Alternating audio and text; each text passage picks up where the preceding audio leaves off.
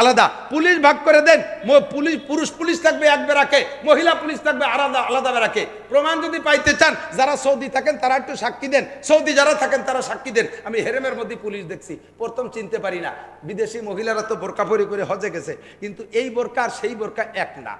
এই কিছু মহিলা দেখি হাতের বাইরের হাত টান করলে দুই পাশে আরো এক হাত করে বেশি হবে কাপড়, এত ঢিল। এই বোরকার মধ্যে মানুষ আছে না খালি বোরকা এটি বেরোচ্ছে তা বোঝা যায় না। বোরকার উপরে এখানে মনোগ্রাম খেজুর গাছের তরবারি। আমি প্রথম বুঝতে না পারি, আমার মোয়াল্লেমকে বলে এরা কারা, পার জানেন না, এটা তো মহিলা পুলিশ, হেরেমের মধ্যে ডিউটি করতেছে মহিলা সেক্টরে। মহিলারা যেখানে নামাজ পড়ে ওখান দিয়ে ডিউটি। হাজি সাহেবরা থাকলে বলেন সত্যি কথা বলছি না না বলছি? দেখছেন কি দেখেন নাই? একটা পুরুষ, একটা মহিলা পুলিশের ড্রাইভারও পুরুষ না, মহিলা পুলিশের গাড়িও চালাবে মহিলা পুলিশ। পুরুষ পুলিশের গাড়িতে কোনো মহিলা নেই। এই পুরুষ পুলিশরা কোন কোন ঘরে থাকে মহিলা পুলিশরা তো জানে না, মহিলারা কোথায় থাকে পুরুষরা তো জানে না। এটা যদি ওখানে করা সম্ভব হয়, এখানে কেন সম্ভব হবে না? ও জায়গার পুলিশে বোরকার মধ্যে মানুষ আছে না খালি বোরকা ঘুরিয়ে বেড়ায় চিনি না। আর বাংলাদেশে না আমি এয়ারপোর্টের মধ্যে দেখি আল্লাহু আকবার, পিছন দিয়ে চেনা যায় না পুরুষ পুলিশ না মহিলা পুলিশ, চিনতে হলে সামনে যা লাগে, পিছন দিয়ে পুরুষটাও যেমন মহিলাটাও সেরকম একই টাইট পরা। কতক্ষণ রাতের বেলা মহিলা পুলিশ আর পুরুষ পুলিশ একসাথে পেট্রোল ডিউটি করতে যায়, যায় কি যায় না? নাইট ডিউটি করে না, গাড়িতে বসা দুইজন বসে বসে আল্লাহ বিল্লি করে, সুরো হাতে আমস্ক করে, হ্যাঁ তবলিগের ছয় উসুল মুখস্থ করায়, কি করায়? যা করায় তাই করায়। আর সেই দেশে আমরা ওয়াজ করে মোনাজাত করিয়া সময় মতো পানি আর সময় মতো ধান রসুন পেঁয়াজ রসুন ধান চাইলে এগুলো চাইয়ে আনবো, আল্লাহ কয় চুপ থাক মৌলবী চুপ থাক, এর মধ্যে হবে না, এর মধ্যে একসাথে অত তো হয় না, একটু সাফ কর পরিষ্কার কর। হাই স্কুলের মেয়েরা আলাদা পড়বে, ছেলেরা আলাদা পড়বে, আলিয়া মাদ্রাসায় ছেলেরা আলাদা পড়বে, মেয়েরা আলাদা পড়বে, কলেজ বিশ্ববিদ্যালয় আলাদা পড়বে। পর্দা করেন, ভাগ করে দেন। আর যত পার্ক আছে সমস্ত পার্কে নামায় দেন পুলিশ, ওই জোড়া ভাঙ্গে দিক, দুই দুইটা বসে তসবিহ টেপবে, আর সেই দেশের রহমত আর বরকত নাজিল হবে। হতেই পারে না, ওই পার্ক খালি করতে হবে। কক্সবাজার কুয়াকাটা যাও, ওখানে যে জায়গা সাফ করো, নইলে বারবার সাগরের থেকে জলোচ্ছ্বাস আসে, ওই চরের নাপাক করে ফেলাইছে, চরের গোসল ফরজ হয়ে গেছে, তাই দোয়ানোর জন্য আল্লাহ তাআলা 10-20 হাত পানি উঠাই দিয়া ওই জায়গা জলোচ্ছ্বাস মেরে দেয়। কতক্ষণ ঠিকই ঠিক না? এই ক্ষুধার গজব থেকে বাঁচতে হলে তাহলে এইগুলো করতে হবে, সেগুলো সংবিধান। আমাদের ওয়াজের দিন শেষ, বলছি যে ওয়াজ তো আমরা করবোই, সাথে সাথে কুমির লাগবে, সাথে সাথে কি লাগবে? আইলিও লাঠি লাগবে, বাহিদদের হুজুরের আইলিও লাঠি। আল্লাহু আকবার। তো দোস্ত, সব কাজের ব্যাপারে আল্লাহ তাআলা স্বাধীনতা দিয়েছে। আল্লাহ স্বাধীনতা দিয়ে কি কয়? ফামান শাআ ফালইউমিন ওয়া মান শাআ ফালইয়াকফুর। তোমার মনে চায় মানো, না মনে চায় মানিও না। মানলে লাভ কি? মান আমিলা সালিহান ফালিনাফসিহি, নেক আমল তুমি করবা, তোমার লাভ। ওমান আসা ফালাইহা, আর গুনাহ যে করবে তার গুনার বোঝা তার, এদিক এদিক, গুনাহ যে করবে তার গুনার বোঝা তারই কাঁধে চড়বে। কথা বলেন ঠিক ঠিক না? আল্লাহ কয় মানি তাদা ফা ইন্নামা ইয়াহতাদি লিনাফসি, তোমাকে আমার উলামায়ে কেরাম রাস্তা দেখাই দিয়েছে। আমি আল্লাহ স্বাধীনতা দিয়েছি, মনে চাইলে কলেমা পড়ো, মনে চাইলে কোরআন পড়ো, মনে চাইলে মাদ্রাসায় যাও, মনে চাইলে ছেলে মাদ্রাসায় দাও, মনে চাইলে ছেলে মেয়ে হাফেজ আলেম বানাও, মনে চাইলে জেনারেল পড়াও, মনে চাইলে মদ খাও, মনে চাইলে গাঁজা খাও, মনে চাইলে মন্দিরে যাও, মনে চাইলে মাহফিলি যাও, মনে চাইলে দুর্গা পূজায় যাও। আমি তোমারে কোনো জায়গায় আগইয়া আনবো না, মসজিদে আনার জন্য পালকি পাঠাই দেব না, মাহফিলে আনার জন্য গাড়ি পাঠাই দেব না, মন্দিরে যাওয়ার সময় ঠ্যাং ভেঙে দেব না, আরে দুর্গা পূজায় যাওয়ার সময় তোমার হাত পাও পঙ্গু করে দেব না। আমি স্বাধীনতা দিয়েছি, তবে স্বাধীনতাকে ব্যবহার করে যদি তুমি ডান দিক চলো, আমার কাছে রয়েছে জান্নাতিন তাজরি মিন তাহতিহাল আনহারু খালিদিনা ফিহা আবাদা। এ যুবক, লাকুম ফিহা মা তাশতাকি আনফুসুকুম, মুখে যা বলবি তাও পাবি, মনে যা ভাববি তাও পাবি। প্রথম দিন 72টা বউ পাবি, আর এরপরে মাসে 1000 করে বিয়ে করবি, শুধুমাত্র স্টার্টিংটা ডান দিক ঘুরেই দে। আর যদি স্বাধীনতাকে ব্যবহার করে বাম দিক যাও, বামপন্থী হয়ে যাও, তাহলে তুমি জেনে নাও আল্লাহ এদিক ইন্না বাদশা রাব্বিকা লাশাদীদ, তোমার রবের ধরা বড় কঠিন। রবের ধরা বড়, যারে ধরে সে ছুটতে পারে, আল্লাহ ছাড় দেয়, ছেড়ে দেয় না, একটু দেখে। আল্লাহ কয় ফামাকিলিল কাফিরিনা আমহিলহুম রুয়াইদা, ছেড়ে দাও, সুযোগ দাও, চলতে দাও। কত ওঠে, যত উপরে উঠানো যায় আষাঢ়ে জোর তত। এই স্টেজেতে গোড়ই পড়লে একটু ব্যথা পাবে, বাংলি একটু বাংলই না, মরবে না, যত বুড়োই হোক। কিন্তু 200 হাত উপরের তো যদি ছেড়ে দেয়, পড়ে মরবে না? মরতে কি পড়া লাগবে না অর্ধেক পথে মারা যাবে? অর্ধেক পথে মারা যাবে, বাকিটুক পড়বে ফাও, ঠিক না? যত উপরে উঠানো যায়, ফিরাউনের উপরে উঠতে দিতেছে, সাগরে ডুবাই দিতেছে, সাদ্দাদরে উঠতে দিতেছে, আল্লাহরে মারতে আকাশে গেছে, মশা কুড়া মেশা দিয়ে বেইজ্জতি করে মারছে। মারির ডিজাইন তো আলাদা ছিল, তা তো জানেন কে জানি না। ওহ, ফুরুত করে যখন মশা নাকের মধ্যে চলে গেছে, ঢুকে এই মশা মগজে চলে গেছে, ছোট ছোট মার দেয়, ছোট ছোট টুকা কামড় দেয়। তো টুকা কামড় দিলি মগজের মধ্যে যদি কিটকিট করে কামড়ায়, খারাপ লাগে না? তখন ও মাথায় থাপ্পড় দেয়। ও মাথায় যখন থাপ্পড় দেয়, মশাই কয় যে ওরে তো সাজা দেওয়ার দরকার। আমি যখন কামড়াই তখন ও থাপড়ায় না, কামড় দেওয়ার সাথে সাথে থাপ্পড় মারে। তাহলে ওই মাথা থাপড়ানোর যে সময় থাপড়াবে, মায়ের তোর অতিতালে রয়েছে, ওই সময় আমি কামড়াবো না। তখন ও একজন কর্মচারী ডাকছে, যে তুই আমার মাথা চড়াই দিবি, পারবি? এই মাথা চড়ালি ভিতরে মশাই কামড়ায় না। তো সে কয় যে তোমারে ফাউ চড়াতে পারবো না, টাকা দেওয়া লাগবে। আল্লাহ কয় বেয়াদবিতে সীমা লঙ্ঘন করলি, মায়েরও কিনে খাওয়া লাগে। মাং না কেউ মারেও না। কয় যে 5,000 টাকা বেতন দিতে হবে, চড়াই দিতে পারি। 5,000 টাকা দিয়ে চড় কিনে খাইছে কতদিন। এরপরে মশাই কয়, আল্লাহ কয় মশা দেরি হয়ে যাচ্ছে, তুমি ওই যে চড়ের সময় থামিয়ে থাকবা, টাইম শেষ হয়ে যাচ্ছে, তাড়াতাড়ি মাই শুরু করো। এরপরে চড়ের মধ্যেও কামড়ায়। এখন কয় যে না রে, চড়ে মনে হয় আসছে না, জুতো ধর। কয় যে বেতন 2,000 বাড়াই দিতে হবে। আল্লাহ মিটমিটিয়ে হাসে আর কয়, সীমা লঙ্ঘন করলে জুতোর বাড়ি 7,000 টাকা দিয়ে কিনে খাওয়া লাগে। এরপরে কিছুদিন জুতোর বাড়ির মধ্যেই কামড়ায় না, পরে যে জুতোর বাড়ির মধ্যেও কামড়ায়। এখন কয় যে না রে, জুতোর বাড়ি তো আছে না, মুগুর দর। কয় যে বেতন 10,000 টাকা দিতে হবে। দেব 10,000, তুই বাইরে দিয়ে গে। তো ইতিমধ্যে মশায় ভিতরেতে খাইয়ে মগজ শেষ করে ফেলাইছে, মাথা হয়ে গেছে একটা খুশা, খালি হয়ে গেছে। কারণ ভিতরেতে কিছু নাই, এই তাইলু ঠিলের মতো চাড়া হয়ে গেছে। ও কর্মচারী যে মুগুর দিয়ে বাড়ি দিয়েছে, টাস করে মাথাটা ফাটিয়ে গেছে। ফোড়া মশা বুড়ো আঙ্গুল দেখাতে দেখাতে চলে গেল। করলি না কিছু, করলি না কিছু। আল্লাহ যদি মারে এরমি মানে, কোরআন শরীফে সানাস্তাদরিজুহুম মিন হাইসু লা ইয়ালামুন, উলামায়ে কেরাম বলেন সানাস্তাদরিজুহুম মিন হাইসু লা ইয়ালামুন। আমি যখন ধরি, কোন দিক দিয়ে মারবো? ডাল ধরছিস একদিক, কোপ হবে আর এক দিক দিয়ে। ডাল ধরছিস একদিক, কোপ হবে আর এক দিক দিয়ে। মাছ পড়ছিস নাকে, করোনা ঢুকে যাবে পিছন দিয়ে। কতক্ষণ পড়তে কয় যে মাছ পড়তে হবে, পড়ছি একটা, পর কয় একটা হবে না, দুটিয়ে ভর্তি হবে। বললাম তাও, পরে কয় যে না, এ করোনা খালি নাক দিয়ে মুখ দিয়ে ঢোকে না, ও হুটো বা লিড হয়ে। তাহলে কি হতে হবে? সারা গায়ে বোরকা ভর্তি হবে। আল্লাহ কয়, বললাম যে তোর বউডারে বোরকা ভরা, তাই ভরালি নে, আর তোর বিটা মানুষ বোরকা ভরাই ছেড়ে দিলাম। আর প্যাকেট হয়ে থাকবে প্লাস্টিকের মধ্যেই, 2 দিন পর আম মজার মতো মজিয়ে যাবি। কি হয়েছে জানেন? করোনা কিচ্ছুই না। বুয়া মানে এমন করতে, সেই সময় তো ক্ষতি করতেছি আমি। এই বুয়া কইয়ে বাড়ি গেছি, সেই সময় তো ইউটিউবে ছড়াই গেছে। আমার মা আমার কয়, মিয়া তুমি সারা দেশে করোনা, বিশ্বাস করে তুমি এইভাবে কইতেছো, কোন সময় হাসিলে তোমার অ্যারেস্ট করবে। আমি যে অ্যারেস্ট করে জেলে যাবো, আর কোনো আকাম তো করিনি, এক করোনার বিরোধিতা করি, এক কিছুই না। সারা স্কুল কলেজ সব বন্ধ করে দিছে। আমাদের মাদ্রাসাগুলো খোলা রাখছিলাম, মাদ্রাসায় জায়গা কম, ছাত্র বেশি, আর ওই সময় ছাত্র আরো বেড়ে গেছে। তার কারণ হলো যে স্কুল প্রাইমারিটারিতে সব বন্ধ, পোলাপান বাড়ি চাইয়ে মা বাপরে জ্বালাই খাচ্ছে, মার ফান্ড ফোন সব শেষ, বাপের পকেট ছিঁড়ে ফেলাই দিচ্ছে।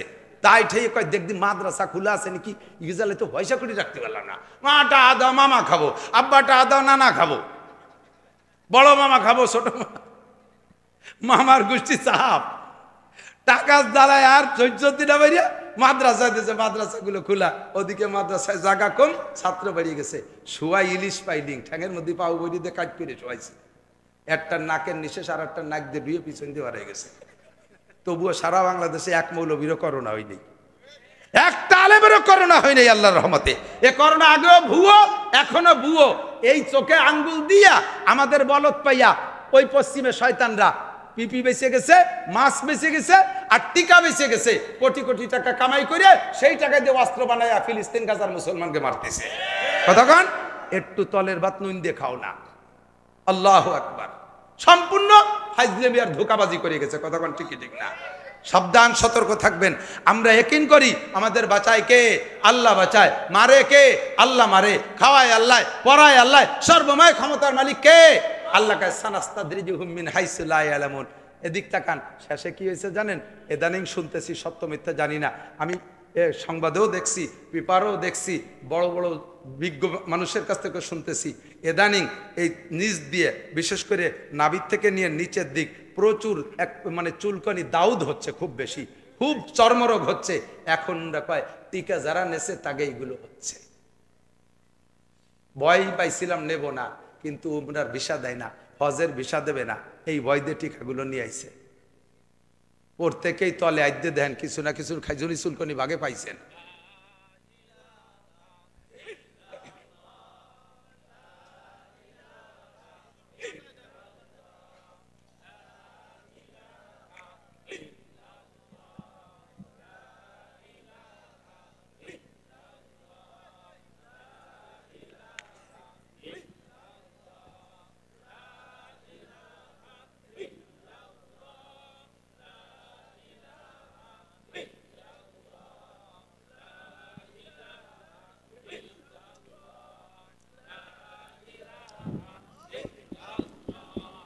আল্লাহ।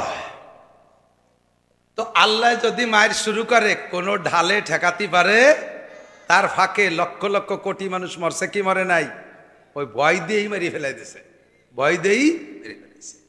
আল্লাহ কয় আমার দেওয়া স্বাধীনতার কাজে লাগাও। কোন দিক?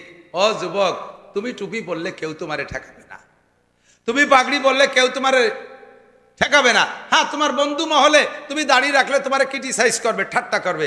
হ্যাঁ, দাড়ি দাড়ি কয়েক প্রকারের দাড়ি আছে। এক নম্বরে সুন্নতি দাড়ি, ইমানদার দাড়ি, যেগুলো আপনারা রেখেছেন, কোনোদিন কাটেন নাই, বা আগে কাটছেন এখন রেখে দিয়েছেন, তার খাটোও করেন না, আল্লাহ আল্লাহ রসুলের মহব্বতে। কথা বলেন ঠিক না? এটা হলে এক নম্বরে সুন্নতি দাড়ি। তার মাপ হতে হবে 1 মুঠ। কতটুক? 1 মুঠের আগে, 1 মুঠ বলতে দাড়িরে ধরিয়ে এই বুড়ি আঙ্গুলির মাথা থুতিতে মিশাই দেবেন, এরপরে এই এই মুঠের শেষ পর্যন্ত। এর আগে যদি কেউ দাড়ি খাইটে খাটো করে ফেলে, যদি এই লোকটা মসজিদের ইমাম হয়, তার পিছনে নামাজ পড়া মাকরুহে তাহরিমি। আর যে কেউ এরকম দাড়ি খাটো করবে কবিরা গুনাহ। দাড়ি একেবারে চাইছে ফেলানোর চাইতে এই খাটো করে রাখাতে গুনাহ বেশি। কারণ যে চাইছে ফেলে সে অবশ্যই বিশ্বাস করে যে এটা আমি সুন্নতের খেলাপ করছি, এটা আমি অন্যায় করছি। আর যে লোকটা একটু একটু রাইখে সুন্নত মনে করে, সে অন্যায় বড় করলো কেন? কয় সুন্নত না, যা সুন্নত না তারে সুন্নত মনে করছে। এর কয় তাহরিফে সুন্নত, তাহরিফে শরিয়ত, শরিয়তকে পরিবর্তন করা, শরিয়তকে নষ্ট করা, বদলানো। আল্লাহ পাক আল্লাহ নবী বলেন কিয়ামতের ময়দানে এই শ্রেণী মানুষ আমার কাছে হাউজে কাউসার পান করতে আসলে ফেরেশতারা মাঝখানে পর্দা ফেলাই দেবে, আর আমি বলবো হাজা উম্মতি, এ ফেরেশতারা এটা আমার উম্মতের সামনে পর্দা দিলে কোন আমি হাউজে কাউসার পান করাবো। ফেরেশতারা বলবেন ফাইন্নাকা লা তাদরি মা আহদাসু বাদাক, আপনি জানেন না আপনি আসার পর আপনার সুন্নত নিয়ে কি করছে। আপনার সুন্নত নিয়ে মেসাকের কথা বলছেন, ব্যঙ্গ করে তা ফেলাই দিয়ে বিরাস কেনছে। আপনি পায়জামার কথা বলছেন, তা বাদ দিয়ে টাইট ফাঁসা বাইরানো প্যান্ট পরছে। আপনি দাড়ির কথা কইছেন, তা কাটিয়ে বগলে সাইজ একটু একটু খাইজনি দাড়ি বানাইছে। পিঁয়াজের ভাষার দাড়ি আর ওর দাড়ি একই সমান ছিল, এইভাবে উল্টো পাল্টা বাঁধাইছে। আপনি যা কইছেন সব জায়গা পাল্টা পাল্টি করে ফেলাইছে। হুজুর কয় সহকান সহকান সহকান, সর দুরহা ভাগ কপাল পোড়া, আমার সুন্নতের ভিতরে পরিবর্তন করছিস। এই তোরে সুন্নতের এই মাপ কাঠি দিয়ে দিয়েছে কেনা? কয় 40 হাত দড়ির থেকে দাড়ি দাড়ি মনে হলি তার নাম দাড়ি। তাহলে তো ওই যে ইউক্রেনের প্রেসিডেন্ট জেলেনস্কিও দাড়ি রাখছে, দেখি তোর দাড়ি, জেলেনস্কির দাড়ি বগল এসছে একটু ছোট, একটু একটু এদিকে কোন তোর দাড়ি। আল্লাহ স্বাধীনতাকে ব্যবহার করব কোন দিক দিয়ে? আল্লাহ পাক বলেন মান আমিলা সালিহান ফালিনাফসিহি, নেকামল করব তোমার করবা তোমার লাভ, ওমান আসাফা আলাইহা, নামাজ পড়বা তোমার লাভ, রোজা রাখবা তোমার লাভ। কথা কন না কেন? আর একজনে কইতে যান কা, এ বিয়া নামাজ পড়ো না কা, এ বিয়া রোজা রাখো না কা। হ্যাঁ, তারা দাওয়াত দেন, এভাবে ধমক দিয়ে বলবেন না। অনেক সময় আছে মুরব্বীরা ছেলেপেলেদেরকে নামাজের দাওয়াত দিতে যাইয়া এমন শক্ত কথা বলে, এমন শক্ত কথা মাঝে মাঝে শুনি। যাই কয় এ শুয়োরের বাচ্চা নামাজ পড়িস না, এ কুত্তর বাচ্চা নামাজ পড়িস না। ওরা কয় তো শুয়োরের বাচ্চা নামাজ পড়ে নাকি? নামাজ পড়ে মানসির বাচ্চা, আমরা শুয়োরের বাচ্চা তা নামাজ পড়বো কে? কতক্ষণ অত ভালো ভালো না, হজের সিস্টেম হয় না। মিষ্টি সুরি উদয়লা সাবিলি রব্বিকা বিল হিকমা। আমার যুবক আসো দাদা, আসো শোনা নামাজ পড়ো, আসো তোমার জন্য দোয়া হবে, তোমার নামাজে তোমার লাভ। আল্লাহ রসুল বলেন মান হাফাজা আলা সালাওয়াত আকরামাহুল্লাহ বিখামসি খিসাল, নামাজ পড়ো 5টা লাভ। 1 নম্বরে তোমার রুজির অভাব হবে না, চাকরির দরকার আল্লাহ দেবে, ব্যবসার বরকত আল্লাহ দেবে, ইটালি যাবা আল্লাহ নিয়ে যাবে, ফ্রান্স যাবা আল্লাহ নিয়ে যাবে। তুমি নামাজকে ঠিক রাখো, তোমার রুজির ব্যবস্থা করে দেবে। তুমি পরের বাড়ি চাকরি করে 1 লাখ টাকা কামাই করবা কে, তোমাকে নামাজের বদৌলতে আল্লাহ তাআলা মালিক বানায় দেবে। ওরকম লাখ টাকার কর্মচারী তোমার অধীনে কাজ করবে। এই ক্ষমতা আল্লাহর আছে না নাই? তোমার স্বাধীনতাকে তুমি এদিক ব্যবহার করো। তুমি সময় মতো তবলিগি যাও। আগামীকালকে আপনাদের কাছে জানতে চাই, সারা বাংলাদেশে বিশ্বের ভিতরে আল্লাহর রহমতে সেই মুরব্বীদের ভাগ্যের গুণে আমরা পেয়ে গেছিলাম বিশ্ব ইজতেমা। আমাদের বাংলাদেশের মানুষ দেশের ভিতরে ইজতেমা হওয়ার কারণে ধনী গরিব আমরা সকলে যাইতে পারি, ঠিক কি ঠিক না? ব্রিজটা হওয়াতে আরও সুযোগ পেয়ে গেছি, এখন আমাদের অত ভোগান্তি নাই, সহজে আমরা চলে যেতে পারি। কিন্তু এই বিশ্ব ইজতেমা যদি সৌদি আরবে হজের মতো হতো, তাহলে কয়জন জাতি পারতাম? এই বিশ্ব ইজতেমা যদি আমেরিকা হইতো, তাহলে সারা দুনিয়ার লটারি হয়েছে। আর আমেরিকা থেকে জাপান পর্যন্ত সারা দুনিয়ার তবলিগলাদের ভিতরে লটারি হয়েছে। আর প্রত্যেক 3বারে 2বারই আল্লাহর রহমতে আমরা বাংলাদেশ পেয়ে গেছি। খুশি আছেন না? এই ইজতেমারে 2 ভাগ করে ফেলাইছে। প্রথম পর্বে উলামায়ে কেরাম করে, এরপরে সেই মাঠে আরেক দল করে। আপনারা প্রথম পর্বে যারা গেছেন তারা সাক্ষী দেন, অত তাড়াতাড়ি মনে চাইলেই কি যাইয়েই বাথরুমে ঢুকতে পারছেন? 40, 50, 100 সিরিয়ালের পিছনে পড়েন নাই? অজুখানায় যাইয়েই কি সিট পান? 20-22 জনের পিছনে দাঁড়ায় থাকা লাগে না? আমি একবার ইজতেমায় যাইয়া বাথরুম আসছে, গেছি বাথরুমে, এরপরে যাই দেখি আরে বাবা কি ঠেলা ঠেলি, 40, 50, 60 জন একসাথে ঠেলা দেয়। আবার আমরা ওই পাশেতে আর কজন ওকে ঠেলি, এইভাবে 2 ঘন্টা ঠেলছি। পরে মনেই নাই যে কি জন্য ঠেলা ঠেলি হচ্ছে। পায়খানা গেছি তা মনে নাই, মনে হচ্ছে এরা ঠেলে তাই জব দিতে হবে, এন একটা লড়াই হচ্ছে তাই করে জিততে হবে। তো যদি ঠেলা ঠেলি আর তাই গুরগন্ধ সব পোকা, আর এক জায়গায় যে ঠেলি গে অজুখানায় যে সিরিয়াল পাই না। আপনারা চলে আসার পরে আর একটা ইজতেমা হয়, সে জায়গায় 1 জনে পায়খানা বাগে পায় 25টি এরিয়া। একটার মধ্যেই পায়খানা করে আর একটার মধ্যে শুয়ে থাকবে, কেউটা উঠবে না। অজুখানায় মানুষরাই যে গরুতি কুলি হচ্ছে। এইটা বিদেশে ভাইরাল হয়। এই দ্বিতীয় ইজতেমাটা কয় দেখো দিছি খেলা জমাইয়া বাংলাদেশে তবলিগির বাস দিয়ে দিছি, দেখো ইজতেমার মাঠে গরু মানুষ নেই। আগেরটার ছবি দেবে না, পরেরটার ছবি দেবে। আমরা বাংটা ইজতেমার পক্ষে না। ইজতেমা বাংলার জমিনে আলেমদের তত্ত্বাবধানে একটাই হবে। একমত কারা কারা? আলেমদের তত্ত্বাবধানে ইজতেমা কয়টা হবে?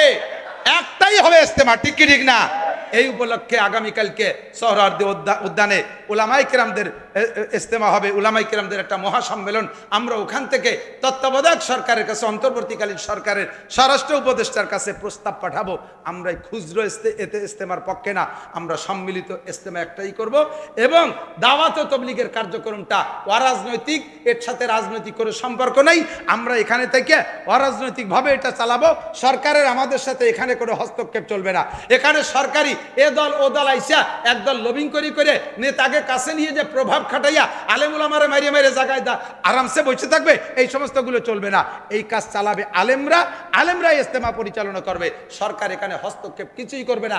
এতটুকু করবে, আমরা র্যাব চাইবো, সহযোগিতায় দেবেন। আমরা পুলিশ চাবো, নিরাপত্তার জন্য দেবেন। আমরা আর্মি চাবো, নিরাপত্তার জন্য দেবেন। আমাদের এখানে নেটওয়ার্ক বেশি দেবেন, আমাদের এখানে এইগুলো করে দেবেন। আপনারা সরকার আমাদের জাতীয় জনগণের নেতা, আমাদের জনগণের ধর্মীয় দৃষ্টিকোণ থেকে এইটি আমাদের দাবি, এই খেদমত করবেন। বাকি ইজতেমা কবে হবে এটা আমরা বুঝবো, পরিচালনা কারা করবে এটা আমরা করব, আপনারা হস্তক্ষেপ করবেন না। কথা বলেন ঠিক ঠিক না?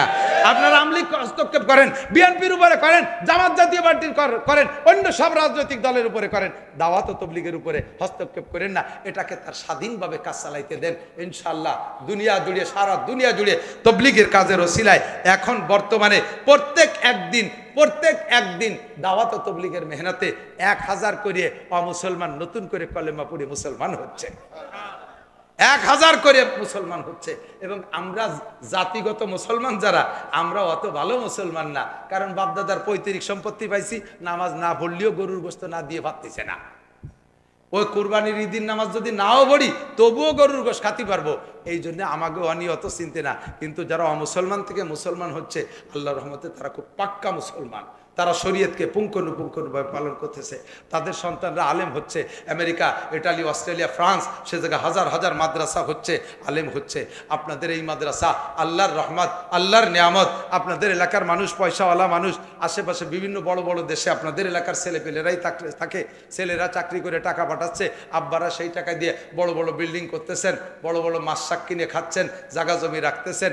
এই মাদ্রাসাটা আল্লাহ দিয়েছে, এর ওসিলায় আপনাদের একটা লাভ হবে। সেটা হলো আপনি যদি এর সাথে সম্পর্ক ভালো রাখেন, হুজুরে বলবেন, হুজুর আমার ছেলেরা তো সব বাইরে থাকে, আমার মরার সময় পাশে বসে কোরআন শরীফ পড়ার কেউ নাই, 5টা ছেলে পাঠাই দিয়েন। মৌলানা নাসির সাহেব বলে গেল, মাইয়েতের পাশে যদি সূরা ইয়াসিন তেলাওয়াত হয় তাহলে আযাবের ফেরেশতা আসে না, রহমতের ফেরেশতা জান নিয়ে যায়, কলেমা নসিব হয়। হুজুর আমার বাড়ি কোরআন শরীফ পড়ার কেউ নাই, ভুল যা করবো তা তো করছি, এখন মরার সময় আপনি এই খেদমত চুপ করেন। হুজুরের সাথে সম্পর্ক ভালো থাকলে ফোন দেওয়ার সাথে সাথে 5 জন ছাত্র নিয়ে আপনার পাশে বসে সূরা ইয়াসিন পড়বে। আর হুজুরের সাথে যদি সম্পর্ক এত ভালো থাকে, ও হুজুর তুমি কি লাদেন গ্রুপের নাকি? হুজুরের সাথে সম্পর্ক করতেছে। হুজুর তুমি হেফাজতে যাও, তুমিও কি রাজাকার, তুমি কি মৌলবাদ, তুমি জঙ্গি, এই সমস্ত ফাও কথা কয়ে যদি সম্পর্ক করেন, তাহলে আপনার মরার সময় কি হুজুরা ছাত্র ফাটাবে নাকি? কোনো মতো বুড়ো তুই মরার পরে শেষে দেখ ফাটি। সম্পর্ক রাখতে হবে। মাদ্রাসা এগুলো দরকারি মাদ্রাসা, সরকারি না, আপনারা চালাইবেন। আমার মাদ্রাসা, আমারও বাড়ির কাছে মাদ্রাসা, 15-16 নভেম্বর মাহফিল আছে। আমার মাদ্রাসা আমি যেদিন থেকে মোহতামিম প্রিন্সিপাল হয়েছি তারও 8 বছর আগের থেকে আমি সভাপতি। তো সে সময় তো সভাপতি, কমিটির সভাপতিত্ব বেতন থাকে না, প্রিন্সিপাল হলে বেতন হয়। আমি 2টা মাদ্রাসার প্রিন্সিপাল, 60,000 টাকা আমার বেতন। আল্লাহর ফজলে আমার 60 পয়সাও নেওয়া লাগে না। আল্লাহ তাআলা আমার মোটা রুজির ব্যবস্থা করে দিয়েছে। মাদ্রাসার বোর্ডিংয়ে সম্পূর্ণ চাউল আমার জিম্মায়, যত ছেলেরা বোর্ডিংয়ে খানা খায় চাউলগুলো দিয়ে যাচ্ছি। কনস্ট্রাকশনের যে যা কাজ অর্ধেকের বেশি আমার টাকায় চলে। আমি বিদেশিও না, এই কোনো মতে আপনাদের ভিতরে ঘুরি ফিরে আপনারা 2-4 টাকা যা হাদিয়া দেন তার অর্ধেকের বেশি আমার টাকা আমার মাদ্রাসায় নিয়ে যায়। আপনাদের সুন্দর মাদ্রাসা, প্রথম মনে কি এটি নির্গড়টা আসছি নাকি আগে? এনে মসজিদ না, এই গতবারও আসছিলাম নাকি? গত বছর আসছিলাম, হ্যাঁ মনে পড়তেছে। বড় সুন্দর, লেখাপড়ার খুব প্রসার মানে প্রশংসা বাইরে ছড়িয়ে পড়েছে। এই মাদ্রাসার পক্ষে থাকবেন তো ইনশাআল্লাহ?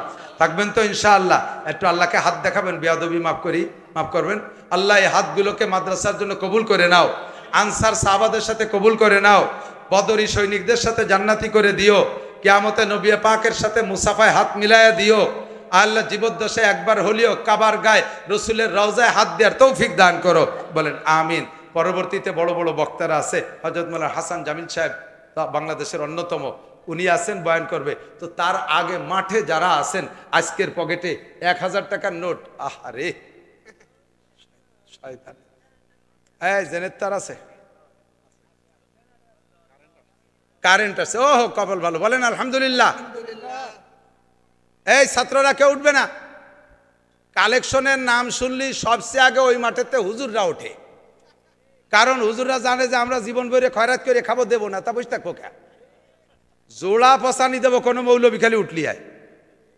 বুঝছেন, কের পকেটে 1000 টাকার নোট আছে, 500 টাকার 1000, একটু আমারে দেখাইয়ে আবার পকেটে থুয়ে দেন, এই যে আনসি দেবো না, তাহলে বুঝবো যে আপনি কত বড় সখী। 2000, 5000, 10,000 এলাকার মানুষের টাকা আছে আমি জানি। আমার বিশ্বাস কমপক্ষে আজকের প্যান্ডেল, মাইক, লাইট, বক্তাদের হাদিয়া আপনারা এই জায়গাতেই দিয়ে যেতে পারেন, এই পয়সা আপনাদের কাছে আছে, এই এলাকার মানুষের পয়সা আছে।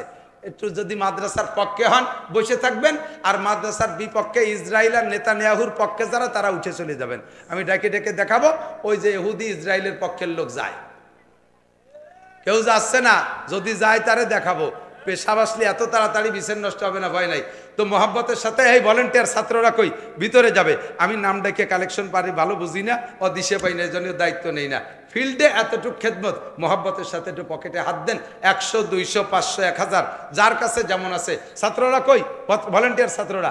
আর যদি কেউ বলেন যে হুজুর আমি ইনশাল্লাহ 10,000, 20,000 টাকা দেবো, আজকে না 2 দিন পরে দেবো, তাহলে একটু বলেন, আমি লেখাই দেই, হুজুরকে বলি। থাকলে কোনো আল্লাহর বান্দা বলতে পারেন।